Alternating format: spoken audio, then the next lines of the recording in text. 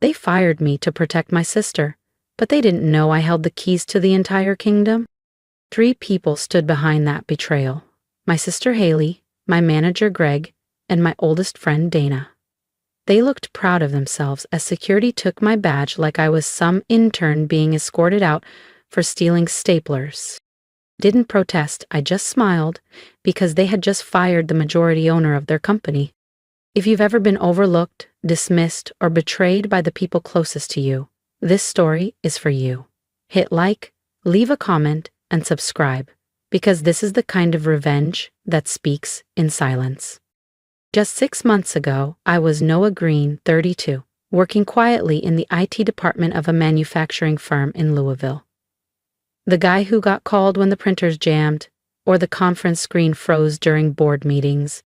No one noticed me. Except when something broke. Hailey got hired through me. I vouched for her, coached her through the interview, and even trained her. She was fresh out of grad school and eager. But the moment she started dating the COO's nephew, everything shifted. Suddenly, I was being left out of internal memos, access revoked, projects reassigned, and then came the final blow: a falsified report accusing me of leaking client data. The complaint? Filed by Hailey. HR didn't even blink.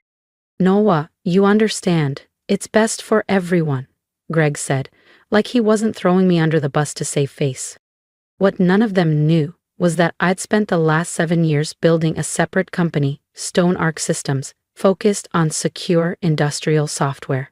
Quietly, through a series of mergers and acquisitions, I began buying out shares of their firm, all under a corporate name no one ever traced back to me. The final transaction closed just 8 days before they fired me.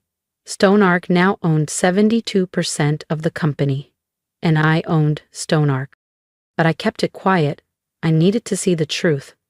And Hailey did.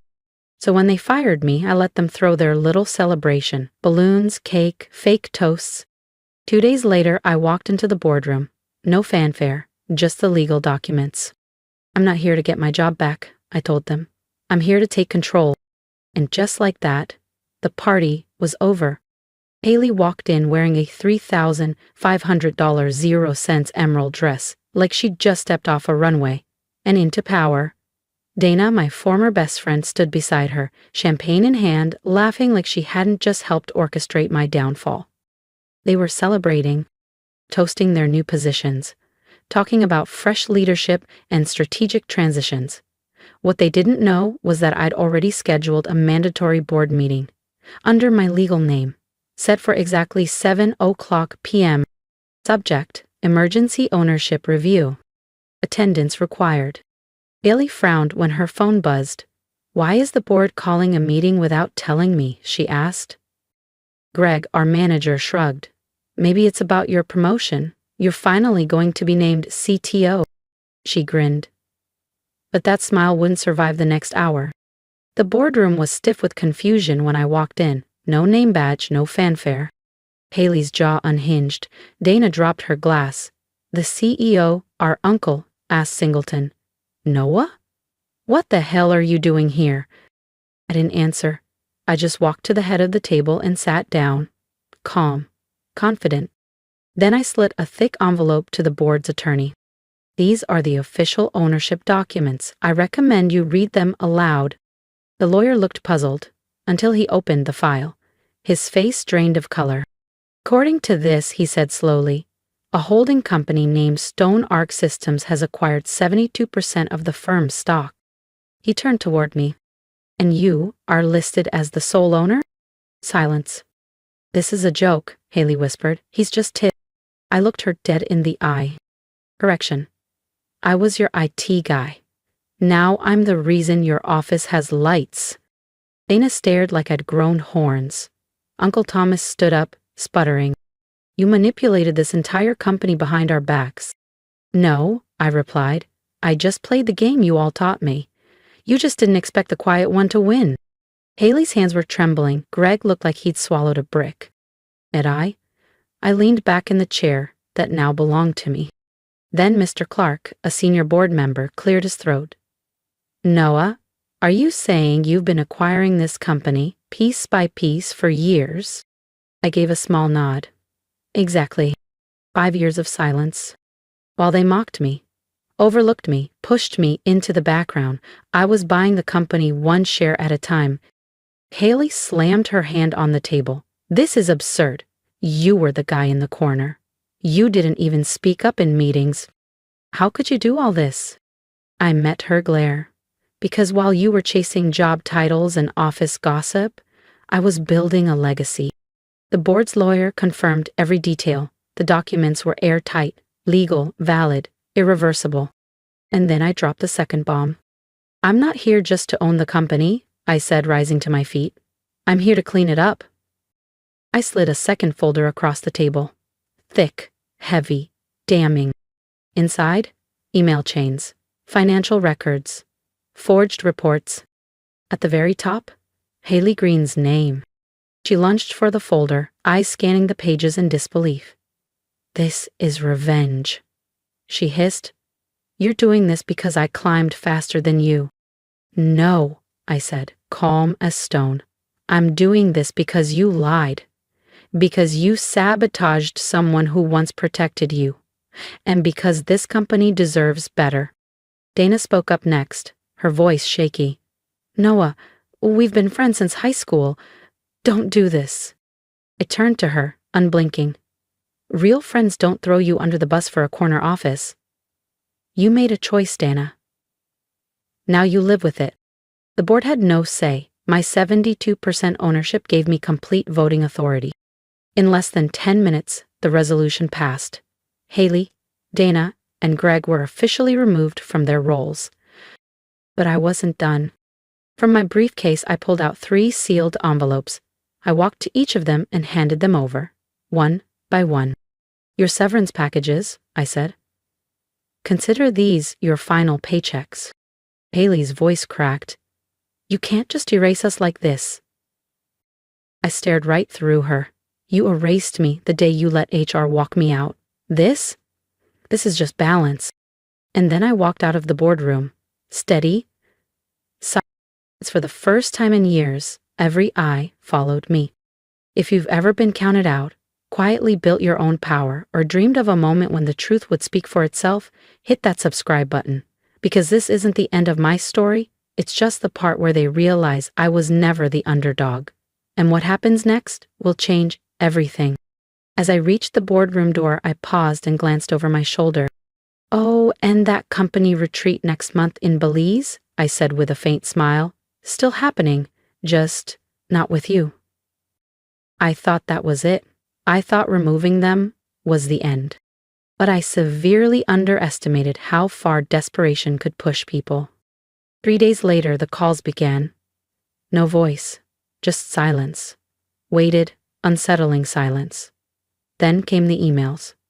Untraceable addresses, threats, accusations of fraud, fake legal claims, allegations that made no sense. At first, I brushed it off, noise from bitter people. But then, someone broke into my downtown condo. Nothing was stolen, but my laptop, my encrypted laptop, was open. My private files had been accessed.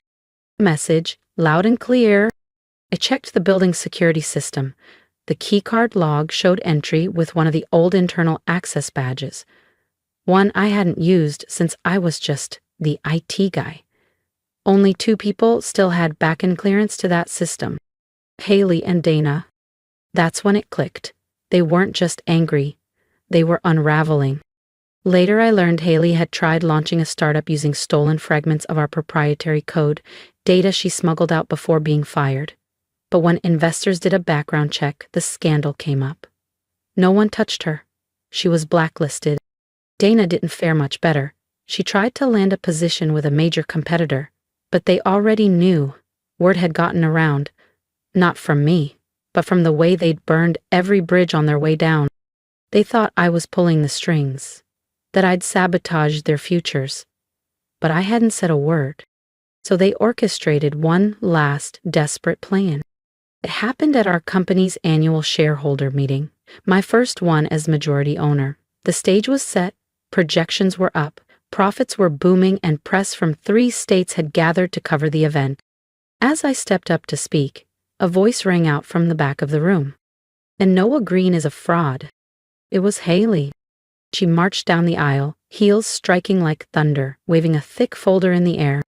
"This," she said, holding the file high, "proves Noah's holding company was built on stolen software and fake front companies. He doesn't own green tech legally." Gasps, murmurs. Reporters turned. Board members froze. All eyes shifted toward me. I didn't flinch. I stepped back from the podium, reached into my jacket pocket, and pulled out my folder. One wrong move, and it all could have collapsed. My company, my name, everything I'd spent the last decade building. The moderator glanced at me. "Mr. Greene, do you have a response?" I stepped toward the microphone, calm, measured, cold. Then I smiled. "Yes," I said. "I was actually hoping Hailey would show up today. Because I brought something too." I held up a black folder. Inside, proof. Recorded calls, traced bank transfers and emails, all detailing how Hailey had bribed a former employee to fabricate documents and plant fraudulent claims against me. What she didn't know was that I'd set the trap weeks earlier. I'd placed a fake file into the internal archives, labeled Ownership Vulnerability Confidential. I knew curiosity and desperation would get the best of her. She took the bait. I played a 14-second audio clip through the room's speaker system. Her voice rang out, clear and sharp. "If we leak this, it'll destroy him. Doesn't matter if it's real. By the time he proves it's fake, the damage will be done." Gasps filled the room. The moderator's face went pale. A senior board member muttered, "Oh my God!" I turned to Hailey and locked eyes. "You taught me how to survive politics. I just learned how to win." Security was already walking toward her. She tried to speak, but the room wasn't listening anymore. They watched as she was escorted out. The applause was quiet at first, then it grew. The press started scribbling notes, cameras flashing again. Not for scandal, but for vindication. I stepped back to the podium. "This company was built in silence and betrayal," I said. "But starting today, it will stand for something else: transparency, integrity, and earned success." I thought that was the end. But the next morning, I found an envelope on my desk. No return address, just a gold-embossed seal I hadn't seen in over a decade. My hands froze. Inside, a single handwritten note.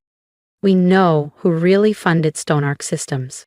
You're not the only ghost in this story. Let's meet, D." My heart stalled. There was only one person who ever signed notes that way. Daniel Carter, my ex-business partner, the man I thought had died in a fiery car crash 15 years ago. What if he was alive? That meant everything I thought I owned might not be mine alone. See, when I first built Stoneark, before it evolved into a holding giant, Daniel and I were just 2 broke tech junkies, coding in a storage unit after our shifts at the local electronics store. He was brilliant, ambitious, but reckless.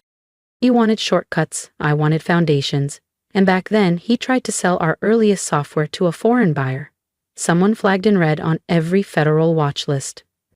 I walked away. He disappeared. Or so I thought. But if he's back, then my next battle is coming fast. Red flags were everywhere. I refused to sell. And then, the crash.